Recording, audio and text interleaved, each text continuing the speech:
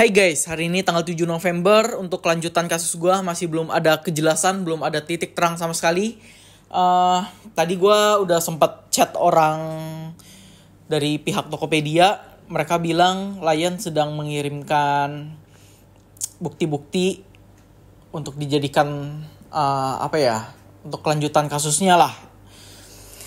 Masih belum ada tanggal pastinya kapan akan diselesaikan atau kapan akan balik uang gue. Yang pasti di video kali ini gue akan ngebahas kejanggalan-kejanggalan yang gue dan viewers di TikTok ketemu gitu. Dan ada di video sebelumnya juga, ada dibahas juga beberapa. Dan di video kali ini kita akan nge-spill apa aja kejanggalannya dari yang seller dulu. Kalau kalian langsung mau loncat ke bagian tim ekspedisinya, bisa langsung klik di timeline di bawah, atau kalau di TikTok kalian nontonnya langsung ke skip video selanjutnya aja. Oke, untuk kejanggalan-kejanggalan dari si seller, gue sebenarnya udah jabarkan di komputer. So, gue akan ngebaca sedikit dan ngejelasin ke kalian biar tidak salah. Kejanggalan pertama, kenapa waktu pertama kali komplain tidak langsung minta maaf dan tidak menyebutkan kalau yang dikirim adalah warna biru? Bagi gue agak sedikit tidak make sense ketika lu mengirimkan warna biru tapi lu menganggap bahwa barang yang lu kirim itu benar. Padahal udah jelas banget di deskripsi ditulis warna hitam dan di foto pun warna hitam. Gak mungkin ada orang yang ngelihat iPhone 13 dijual gambarnya hitam, deskripsi hitam, tapi dia berharap datangnya warna biru. Itu tidak make sense sama sekali. Di situ kejanggalan pertamanya. Menurut kalian gimana guys? Dia menganggap bahwa dia itu benar karena sudah sesuai dengan deskripsi. Sedangkan menurut logika gua, sesuai deskripsi itu adalah dari atas deskripsi, dari poin pertama sampai poin paling terakhir sudah terpenuhi. Dari 1, 2, 3, 4, 5 sampai seterusnya sudah terpenuhi, baru sesuai deskripsi. Ada satu yang tidak terpenuhi, itu tidak sesuai deskripsi. Benar atau benar teman-teman? Ya, sudah tahu jawabannya, pasti benar. Kejanggalan dari seller yang kedua, kenapa pada awal kasus video packing dinyatakan tidak dibuat, tapi setelah didesak oleh tim Tokopedia, tiba-tiba seller mempunyai video packingnya. Dan katanya istrinya yang packing. Ternyata ada istrinya packing. Tapi pas kita spill bareng-bareng, pas kita nonton bareng-bareng, ternyata dirinya sendiri yang packing. Pertanyaannya adalah apakah video itu baru dibuat atau tidak? Banyak dari kalian yang berspekulasi itu video baru di syuting. Ada yang berspekulasi juga tanggalnya yang diubah, segala macam. Menurut kalian bagaimana guys? Soalnya gue sendiri bingung. Karena di videonya itu, kalau kita lihat rinciannya, kalau kita lihat about-nya, description-nya, detailnya itu tanggal 27 Oktober guys. Dan masih ada tulisannya diubah itu. Kalian bisa lihat di sini. Nah, kalau diubah setahu aku tuh di atasnya ada tanggal yang lama dan tanggal baru diubahnya. Jadi ada 2 tanggal guys. Sedangkan ini belum diubah. Tapi gue bingung. Soalnya kalian bilang bisa jadi itu video baru dibuat. Jadi gue bingung guys, menurut kalian bagaimana? Langsung komen di kolom komentar di bawah, atau kalian nonton di TikTok langsung di samping. Kejanggalan yang ketiga, setelah dipastikan antara video unboxing dan dengan video packing, ternyata lilitan lakban yang Tokopedia-nya itu berbeda. Nah, simpulnya berbeda. Habis itu, kalau memang ini ulah oknum ekspedisi, harusnya kan simpul lakbannya itu, Tokopedia-nya itu tetap sama. Iya kan? Kalian bisa lihat nih.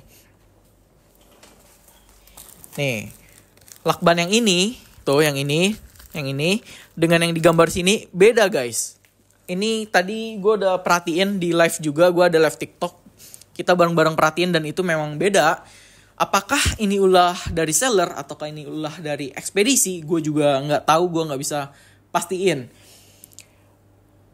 Yang pastinya kan ada bekas bongkaran gitu. Dan kalaupun misalnya ini dibuka dan dibungkus ulang oleh oknum ekspedisi, apakah oknum Pertanyaannya, apakah oknum ekspedisi itu mempunyai lakban Tokopedia berwarna hijau?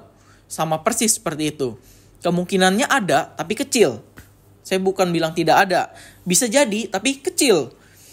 Itu yang membuat kejanggalan di kasus ini. Kalau memang itu adalah ulah oknum ekspedisi, kemungkinannya ada dua lagi gitu. Berakar kemungkinannya. Yang pertama, dia mengambil bubble wrap-nya, Shrek. Dia masukin dengan bubble wrap yang baru, yang which is lilitan yang berbeda dari video sebelumnya kita udah ngomong. Dari 9 lilitan jadi 13. Which is harusnya lakban hijaunya nggak muat ya, karena lebih tebal. Atau yang kedua, ada oknum ekspedisi yang membongkar abis packingannya, terus di packing baru seolah-olah itu dari seller. Bagaimana guys? Gue juga bingung dengan poin yang ketiga ini, karena terlalu masuk akal buat gue gitu. Gimana guys? Ada komentar atau apa? Langsung komen di bawah aja. Terus kejanggalan yang keempat, jumlah lilitan bubble wrap yang berbeda. Ya, kita udah bahas ini di video sebelumnya, dan ini masuk ke daftar kejanggalan karena memang aneh. Yang seller perlihatkan di video packingnya itu 9 lilitan. Kita udah hitung bareng-bareng, di video sebelumnya juga ada, dan kita ada simulasikan kembali dan ternyata 13 lilitan guys. Tidak masuk akal guys. Kalau misalnya pun gini guys, logikanya kalaupun misalnya itu 9 lilitan, ini kan masih ada tertinggal guys, karena dia ada yang nempel-nempel di bekas lakbannya. Otomatis berkurang, harusnya berkurang. Jadi 8,5 lilitan, paling banyak 8 lilitan. Anggaplah paling banyak 7 lilitan. Berkurang, kenapa ini malah nambah?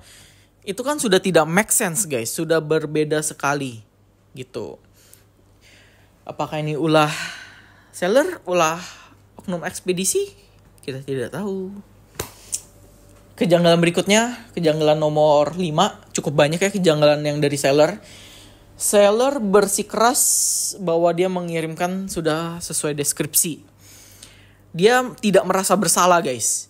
Dia ngotot bahwa memang yang dia kirim udah bener.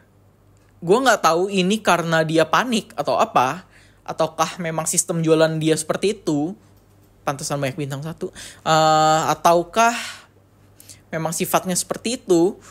Terlepas dari itu semua, lu gak boleh bilang itu sesuai deskripsi, karena warna aja udah beda, udah gak sesuai. Tapi kenapa dia ngotot? Apakah dia pengen mendapatkan keuntungan double? Gue gak tahu.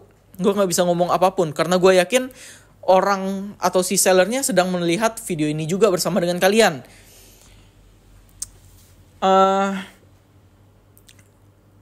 Gue juga bingung apakah seller mengambil kesempatan dengan kasus seperti ini. Karena bisa jadi ada orang yang tidak membuat video unboxing, dan ketika barangnya seperti ini, pas diklaim gak punya bukti, dan sellernya dapat double. Gue tidak menuduh, tapi bisa jadi seperti itu. Dia mendapatkan HP-nya kembali, dia mengirim dus kosong doang. Dia mendapatkan HP-nya kembali, dia mendapatkan uang dari Tokopedia atau dari e-commerce lainnya.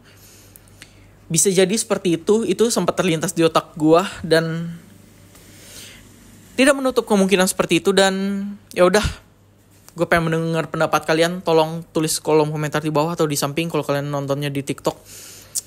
Oke, kita langsung lanjut aja ke kejanggalan dari ekspedisi. Kalau yang kalian nonton di TikTok langsung slide aja, ada di video berikutnya. Kalau yang nonton di YouTube, kita langsung lanjut saja sekarang.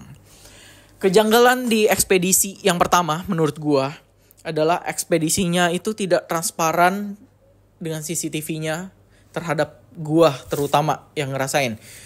Karena CCTV yang gua dapetin itu gua juga dapat dari si seller, bukan dari tim layan parcelnya sendiri. Gua nggak apa-apa sebut nama karena memang kalian sedang bermasalah dengan gua. Gua nggak masalah kalau menyebutkan nama atau apa, karena memang inilah yang terjadi gitu loh. Gue akan sebut selanjutnya dengan nama oknum ekspedisi. Gue sempat minta video CCTV-nya, tapi mereka beralasan bahwa video CCTV tidak bisa diberikan karena alasan internal.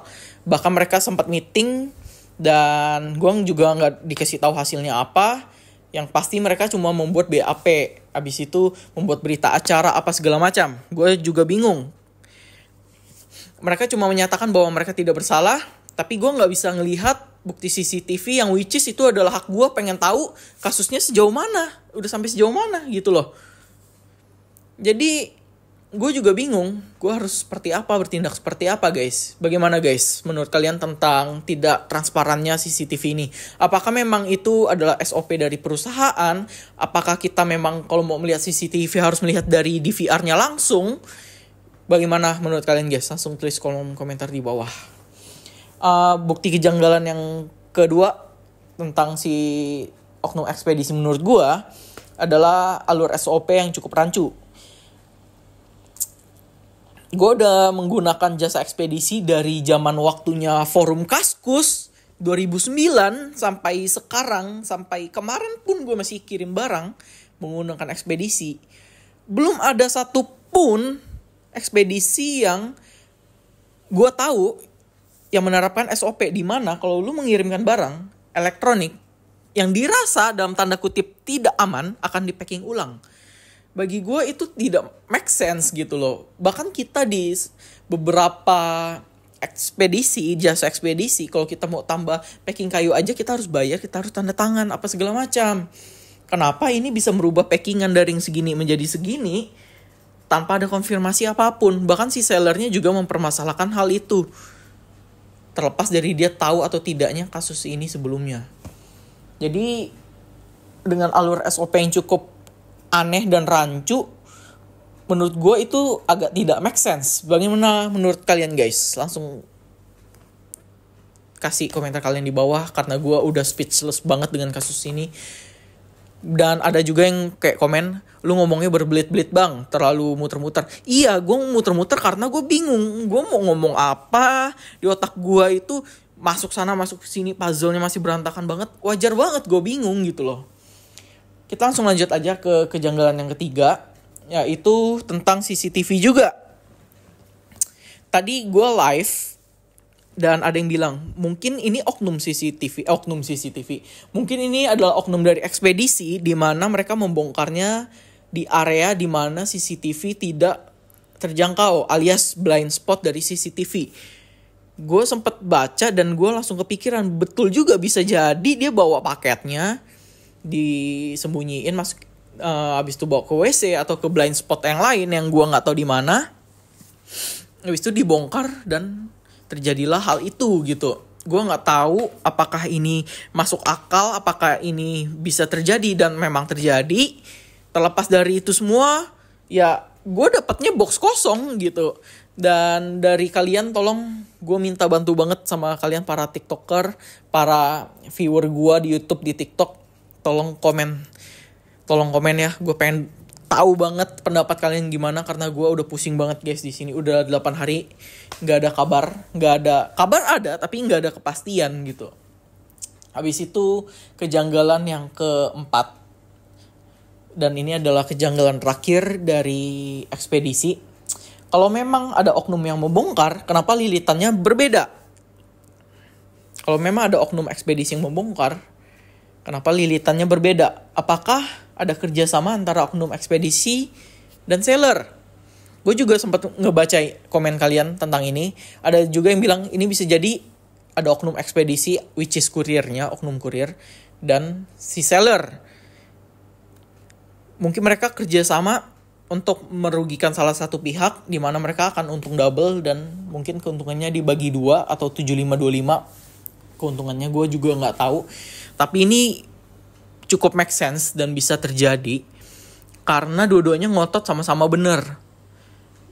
Tapi so far gue nggak dituding gue yang bersalah sih, karena bukti gue cukup kuat. Mungkin itu yang membuat mereka jadi ketar-ketir. Dan kita bahas kalau memang oknum yang bongkar, kenapa lilitannya berbeda. Kalau oknum yang bongkar lilitannya berbeda, berarti kan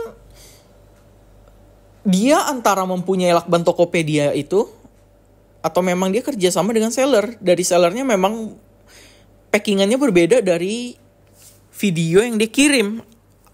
Kalau memang ini benar, berarti video ini palsu juga. video packing yang seller kirim tuh palsu juga, alias baru dibuat juga. Berarti kalau memang alias baru dibuat juga, berarti ada oknum ekspedisi dengan sellernya kerja sama. Jika itu terbukti benar, puzzle-nya sudah terkumpul dan kita udah tahu siapa yang salah. Case close. Tapi ini gue nggak tahu apapun, dan gue nggak diberikan CCTV atau bukti selanjutnya, yang bikin gue juga bingung. Dan tadi gue juga nanya ke kalian, apakah gue harus menghubungi Bang Densu lagi alias Denny Sumargo, dan kalian bilang langsung hubungin aja biar kasusnya cepat kelar. Iya, dan gue udah hubungin. Semoga ada tanggapan lagi, karena gue udah cukup capek dengan kasus ini. Kalau kalian masih setia menunggu dan mengikuti kasus ini, tolong banget guys, tetap bersama gue, karena gue gak mau sendirian guys. Tolong bantu gue. Thank you ya guys ya udah menonton video ini. Dan apakah ini adalah updatean terakhir dari gue, dan artinya video selanjutnya adalah video klarifikasi tentang semuanya karena udah kelar. Semoga aja cepat kelar guys, tolong dibantu. Sampai bertemu di video selanjutnya dan bye bye.